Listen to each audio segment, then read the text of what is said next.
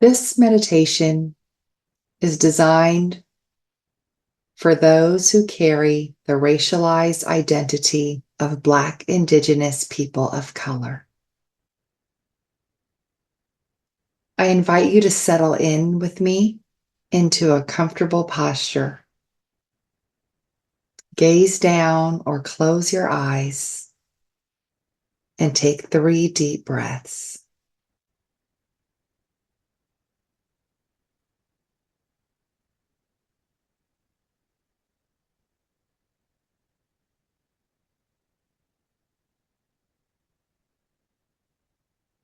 Nice.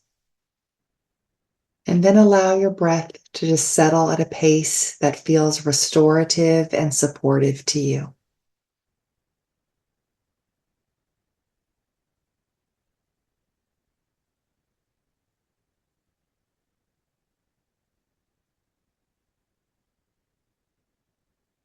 In this sit, we're going to engage with the topic of white fragility. And I recognize as a woman of color that this topic can be sometimes unsettling or difficult. And that is when I rely on my practice the most.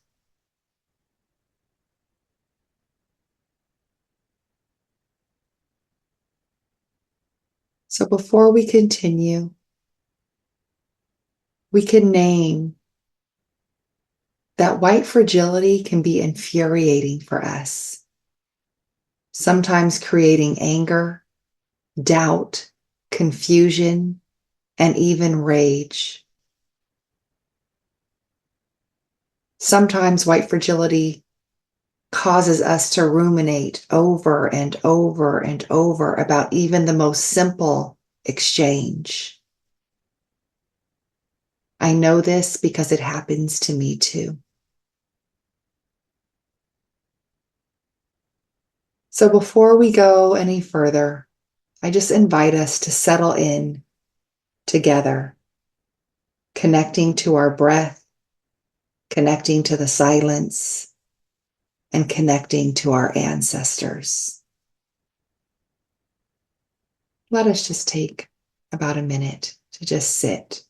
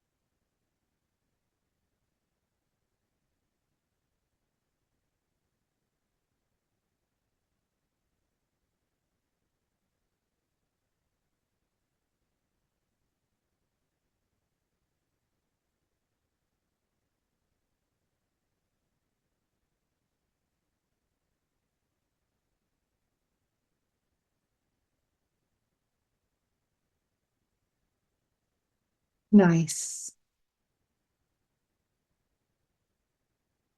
Oh, and here we are. And I want to share a quote by Bell Hooks that supported the empowerment of my own understanding of white fragility. My rage intensifies because I am not a victim. It burns in my psyche with an intensity that creates clarity. It is a constructive, healing rage. It is a way for us to learn to see clearly.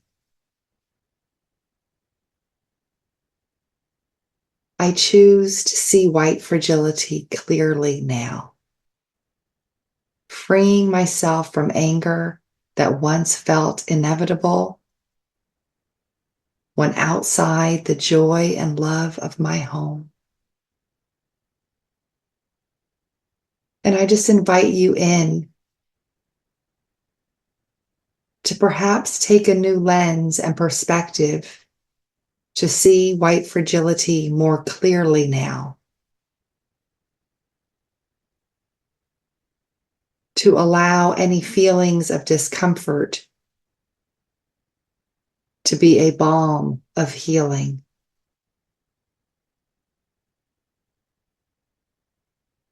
I invite us to choose to embrace equanimity, to stay in a state of calm, a state of being even keeled in our emotions, especially when we are faced with another's white fragility.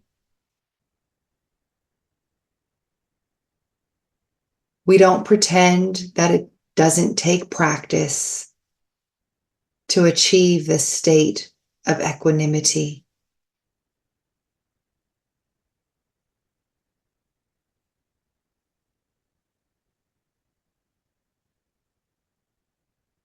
Yet, we pause and choose a practice that supports us.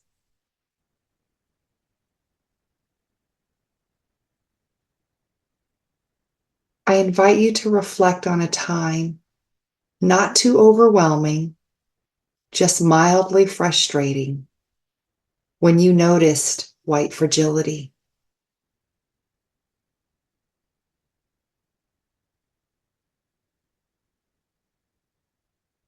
Just allowing yourself to see the exchange,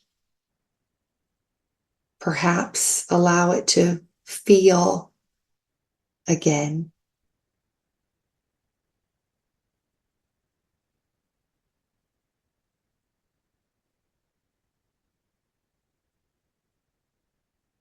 And as you reflect about the fragile behaviors of someone else, I invite you to remind yourself and just say to yourself, this is not mine to hold. This is not mine to hold. This is not mine to hold. And just breathing that in.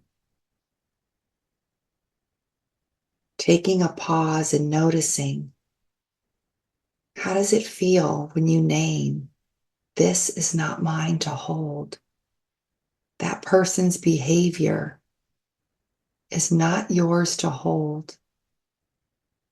That person's behavior has absolutely nothing to do with you. Nothing to do with you.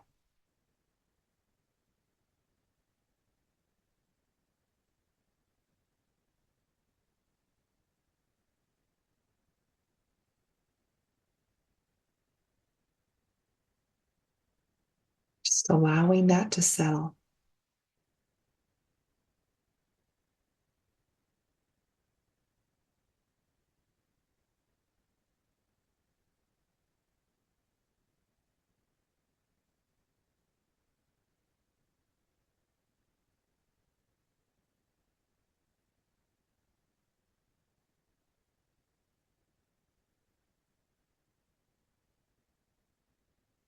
We invite this practice to allow us to recognize that the person is suffering and offloading their suffering. Their behavior is not excused, yet you remember it is not yours to hold.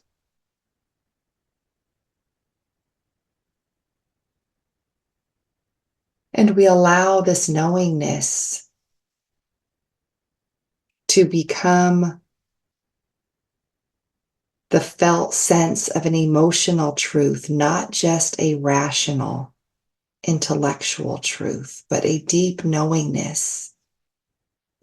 So much so that this recognition can create a neutrality, an equanimity, a calmness in us.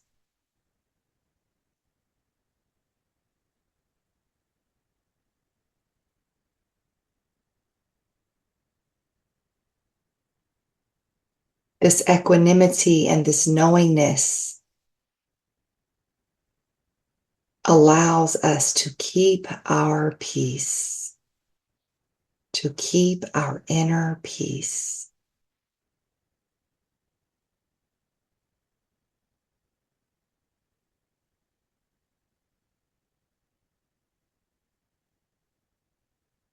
And we recognize the pain that white fragility causes us. And we remember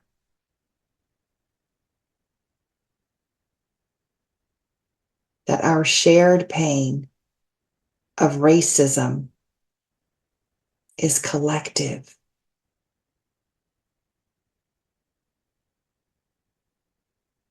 We are all harmed. Again, not excusing any of it, simply making peace with it so that we can heal beyond it.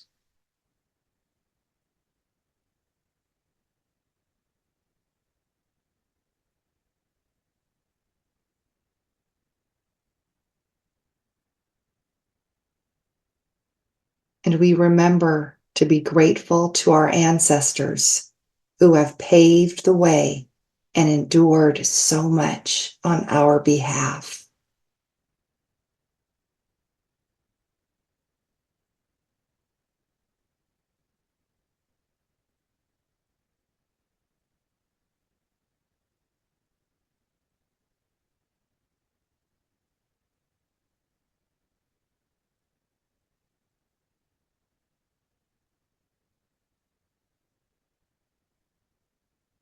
And as we close our sit together,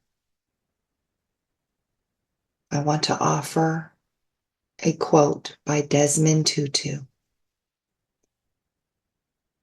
My humanity is bound up in yours, for we can only be human together.